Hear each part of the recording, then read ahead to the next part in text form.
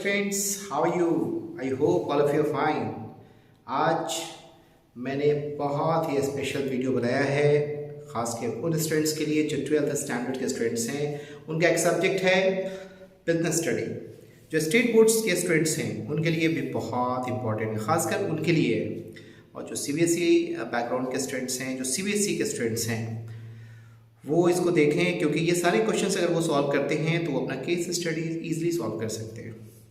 वो सारे केसेस को सॉल्व कर सकते हैं। तो स्टेट बोर्ड वाले फोकस करें इस क्वेश्चंस पे ज़्यादा, क्योंकि उनका ये क्वेश्चन इस बार एग्ज़ाम में, जो फरवरी में एग्ज़ाम होने वाला है, वो डेफिनेटली आने वाला है। आई होप कि 100% वो लिख करके आएंगे और ज़्यादा से ज़्यादा मार्क्स स्कोर करेंगे। जो मेरा गेस क्वेश्चन है वो 100% है। ठीक है, तो मैं स्टार्ट करता हूँ। 12th स्टैंडर्ड्स के स्टूडेंट्स, जो कॉमर्स के स्टूडेंट्स हैं, उनका एक सब्जेक्ट है बिजनेस स्टडी। तो मैं बता दूँ उनको कि उनका जो क्वेश्चन पूछने वाला है वो क्वेश्चन है 100 MCQ पूछेगा स्टेट बोर्ड वाले को, जिसमें से सिर्फ और सिर्फ 50 का ही आंसर उसे देना है। यानी 50 MCQ को ही उसे सॉल्व करना है। और ये 50 MCQ जो है या 100 MCQ हैं, सर ये गेस कहाँ से आएगा? आप डिस्क्रिप्शन में जाएंगे, मेरा कॉन्टैक्ट नंबर है, आप कांटेक्ट करें, आपको केस पेपर सजेस्ट किया जाएगा या मैं अपना केस दूंगा तुम्हें। ठीक है, तो मैं स्टार्ट करता हूँ। सेकंड स्टेज उनका जो होगा वो क्या होगा? वो होगा जैसे MCQ सॉल्व करने के बाद 30 क्वेश्चंस होंगे, जो कि 2 मार्क्स का होगा। Each question carry 2 marks. तो 15 आउट ऑफ 30, यानी कि 30 में से 15 क्वेश्चंस के आंसर देने होंगे उन्हें। और ये कौन कौन से क्वेश्चंस होंगे वो मैं अभी बताने वाला हूँ। नेक्स्ट 8 क्वेश्चंस पूछे जाएंगे और वो 8 क्वेश्चंस में से सिर्फ और सिर्फ 4 का आंसर देना है। कभी कभी 5 का भी पूछता है, तो अगर 4 क्वेश्चन पूछता है तो 5 मार्क्स कैरी कर रहा है एक क्वेश्चन, और अगर 5 क्वेश्चन पूछता है तो 4 मार्क्स का एक क्वेश्चन होगा। ओके, तो मैं सबसे पहले स्टार्ट करता हूँ। जो क्वेश्चन होगा 2 मार्क्स वाले जो क्वेश्चंस होंगे वो क्या क्या क्वेश्चंस होंगे बिजनेस स्टडी का, वो होगा। तो मैं हिंदी और इंग्लिश दोनों में बोलूँगा। ठीक है, डिफाइन मैनेजमेंट, या कह सकते हैं व्हाट इज मैनेजमेंट। ये क्वेश्चन आता है प्रबंध क्या है, प्रबंध को परिभाषित करें। दूसरा, state the features of management, प्रबंध की विशेषताओं को बताएं। कोई भी 2 विशेषता, कोई भी 3 विशेषता पूछेगा आपसे। Right any 3 features of management, जो आपको बताने होंगे। बहुत ही सिंपल है, मैं आंसर नहीं बताऊंगा अभी। आंसर के लिए वीडियो देखते रहें, सब्सक्राइब करें, बेल आइकन को प्रेस करें। आपको टाइम टू टाइम मिलता रहेगा मेरा वीडियो, नोटिफिकेशन मिलता रहेगा। आप मेरे वीडियो को देखते रहें और वीडियो में हमेशा बने रहें। इसके बाद क्वेश्चन है आपका, state the function of management. Management के फंक्शंस क्या है? What are the function of management, ये पूछ सकता है। State the meaning of scientific management, वैज्ञानिक प्रबंध क्या है? वैज्ञानिक प्रबंध की परिभाषा दे। वैज्ञानिक प्रबंध किसने दिया था? फादर कौन थे वैज्ञानिक प्रबंध के? FW Taylor, Frederick Wilkins Taylor. उन्होंने जो प्रिंसिपल दिया था मैनेजमेंट रिगार्डिंग, यानी कि साइंटिफिक मैनेजमेंट के जो फादर हैं FW टेलर ने जो प्रिंसिपल मैनेजमेंट रिगार्डिंग दिया था, वो प्रिंसिपल आपसे पूछ सकता है। आपसे पूछा जा सकता है व्हाट इज़ प्लानिंग, नियोजन क्या है? व्हाट इज़ एडवर्टाइजिंग, एडवर्टाइजिंग विज्ञापन क्या है? व्हाट इज़ मार्केटिंग, मार्केटिंग क्या है? व्हाट इज़ सेलिंग, विक्रयण क्या है? ये पूछा जा सकता है आपसे। ब्रांड किसे कहते हैं? ट्रेडमार्क किसे कहते हैं? लेबलिंग क्या है? पैकेजिंग क्या है? ये बहुत ही ईजी क्वेश्चन होते हैं। स्टॉक एक्सचेंज किसे कहते हैं? What is a stock exchange? SEBI क्या है? Security exchange board of India, what is SEBI? Right any 2 function of SEBI, right any 2 objective of SEBI, right any 2 function of stock exchange. ऐसे पूछता है। 2 मार्क्स के क्वेश्चंस होते हैं, बहुत ही सिंपल क्वेश्चंस होते हैं। जो मैं बोल रहा हूँ ये 100% आने वाला है आपके एग्जाम को। इसके बाद 2 मार्क्स के जो क्वेश्चंस होंगे वो हो सकते हैं state the function of top level management, उच्च स्तरीय प्रबंध के कार्यों को बताएं। State the function of middle level management, मध्य स्तरीय प्रबंध के कार्यों को बताएं। State the function of lower level management, निम्न स्तरीय प्रबंध के क्या कार्य हैं, ये आपसे पूछेगा। 2 कार्य, 2 फंक्शन, 3 फंक्शन, 4 फंक्शन, जितना पूछिए आप लिखेंगे। फिर आपसे पूछा जा सकता है हेनरी फ्योल ने जो 14 प्रिंसिपल्स दिया था मैनेजमेंट रिगार्डिंग, कोई 2 प्रिंसिपल्स आपसे पूछेगा, आप उसका आंसर दे दें। टोटल 14 प्रिंसिपल्स अगर देख लेते हैं, दैट मीन्स 14 क्वेश्चंस। सीबीएसई वाले जो भी स्टूडेंट्स हैं उनके लिए तो 14 प्रिंसिपल्स बहुत इंपॉर्टेंट है। सारे केसेस इसी प्रिंसिपल से रहते हैं, मैक्सिमम डेफिनेटली आता है। क्वेश्चन आ सकता है, make difference between selling and marketing. What is money market, मुद्रा बाजार क्या है।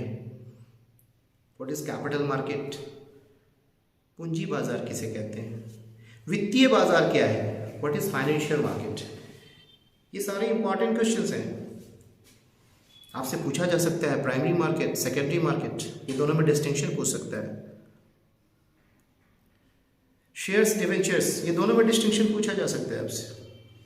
हालांकि 11th स्टैंडर्ड का स्टूडेंट्स था ये, 11th स्टैंडर्ड का क्वेश्चन था ये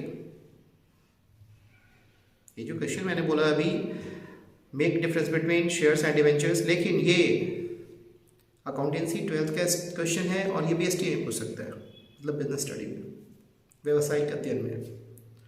इसके बाद जो क्वेश्चन हो सकता है आपका वो होगा नियुक्तिकरण किसे कहते हैं, व्हाट इज स्टाफिंग। नियंत्रण क्या है, व्हाट इज कंट्रोलिंग। ये सारे क्वेश्चन 2 मार्क्स के होंगे, आपको देने हैं इसके आंसर, जिसमें से 30 क्वेश्चन आपसे पूछा जाएगा और जिसमें से 15 का ही आंसर देना है। और जो 8 क्वेश्चंस होंगे जिसका मार्क्स या तो 4 मार्क्स का होगा या तो 5 मार्क्स का होगा, उसको थोड़ा ज़्यादा लिखना है। जो 2 मार्क्स के हैं वो 60 से 70 वर्ड्स एनफ है। और जो लॉन्ग आंसर टाइप क्वेश्चन है उसमें कम से कम 200 वर्ड्स में हाफ पेज में आप लिख सकते हैं उसको। तो वो क्वेश्चंस क्या होंगे, जो लॉन्ग आंसर टाइप क्वेश्चंस होंगे, जैसे क्वेश्चन में बता दूं, coordination is the essence of management, explain this statement. समन्वय प्रबंध का सार है, इस कथन की व्याख्या करें। ये पूछा जा सकता है आपसे, बहुत ही आसान है। इसका आंसर देना, समझ के इसको पढ़ना, आंसर अपने शब्दों में दे सकते हो। इसके बाद क्वेश्चन पूछ देगा आपसे कि make difference between marketing and selling, विपणन और विक्रयण में अंतर करें। Expenditure made on advertisement is totally waste, क्या ये सही है या गलत, आपको तर्क देना है। ये पूछा जा सकता है आपसे। आपसे पूछा जाएगा कि make difference between principles given by Henry Fayol and principles given by F W. Taylor. Scientific management क्या है और इसके प्रिंसिपल्स कौन कौन से हैं, ये पूछा जा सकता है। आपसे पूछा जा सकता है कंज्यूमर प्रोटेक्शन एक्ट क्या है, उपभोक्ता संरक्षण अधिनियम क्या है, जो 1986 है, कंज्यूमर प्रोटेक्शन एक्ट, ये पूछ सकता है। एक कंज्यूमर्स के राइट क्या हैं, एक उपभोक्ता के अधिकार क्या है, उसके दायित्व क्या है, रिस्पॉन्सिबिलिटी क्या है, ये पूछा जा सकता है आपसे। ये सब हाईलाइटेड क्वेश्चंस है। इन सारे क्वेश्चंस के बिना बिजनेस स्टडी तो अधूरा है।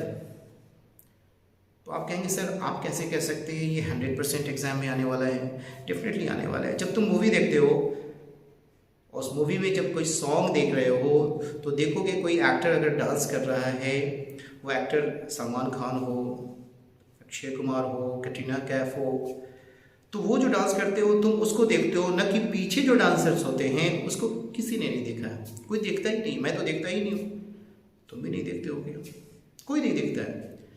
तो जो मेन कैरेक्टर होता है लोग उसको देख रहे हैं, उस डांसर को देखते हैं। इसी तरह से बुक में बहुत सारे क्वेश्चंस होते हैं जो हाईलाइटेड क्वेश्चंस होते हैं। जितने भी टीचर्स हैं अगर क्वेश्चन सेट करने वाले हों या पढ़ाने वाले हों, वो तुमसे यही क्वेश्चन पूछेगा, यही क्वेश्चन तुमसे अराइज करेगा, मैं हूँ चाहे कोई और। तो ये हाईलाइटेड क्वेश्चंस हैं, इसको अच्छे से कर जाओ, एग्ज़ाम में अच्छा स्कोर कर पाओगे। और जो सीबीएसई स्टूडेंट्स हैं, जो सीबीएसई बोर्ड से हैं, तो वैसे स्टूडेंट्स को मैं ये कहूँगा, ये सारे क्वेश्चंस का आंसर अगर वो अच्छे से कर लें तो हर एक केस को ईजिली सॉल्व कर सकते हैं, क्योंकि सिलेबस एक ही है, बस क्वेश्चन पूछने का तरीका अलग है, मेथड अलग है, आपको लिखना कुछ अलग ढंग से है। स्टेट बोर्ड वाले का क्वेश्चन जो होता है बहुत ही इजी होता है, पढ़ने वालों के लिए कुछ भी नहीं पढ़ने वाले के लिए तो भाई बहुत ही टफ है। तो जो मैंने क्वेश्चंस बताया आपको बिजनेस स्टडी का, इतना क्वेश्चंस कम से कम कर जाओ, दैट्स एनफ। कहोगे सर बहुत सारा क्वेश्चन आपने बता दिया, अरे 30 क्वेश्चंस पूछने वाले जिसमें 15 का तो आंसर देना है तुमको, 8 क्वेश्चन होगा जिसमें से तुमको 4 का आंसर देना है, और इधर 100 क्वेश्चन पूछेगा जो MCQ होगा उसमें 50 का आंसर देना है। तो जब तक दिमाग नहीं लगाओगे, माइंड का एप्लीकेशन नहीं होगा, तब तक कैसे आंसर दे पाओगे। दूसरी बात, मार्क्स स्कोर करो अपने एलिजिबिलिटी से, ऐसा नहीं कि जैसे तैसे बस टिक किया, OMR सीट फिल किया और आ गया मार्क्स, मैं बहुत इंटेलिजेंट था, ऐसा कुछ नहीं है। तुमको खुद फील होना चाहिए कि जो मैंने लिखा उसके अकॉर्डिंग मेरे को मार्क्स आ रहा है। ठीक है स्टूडेंट्स, आप लोग जो नेक्स्ट वीडियो के लिए आप मेरे चैनल को सब्सक्राइब करें और बेल आइकन को प्रेस करें, जिससे टाइम टू टाइम आपको नोटिफिकेशन मिलेगा और जो वीडियो आने वाला है फिर आपको मिल जाएगा। तो आज के लिए इतना काफ़ी है। Okay, thank you.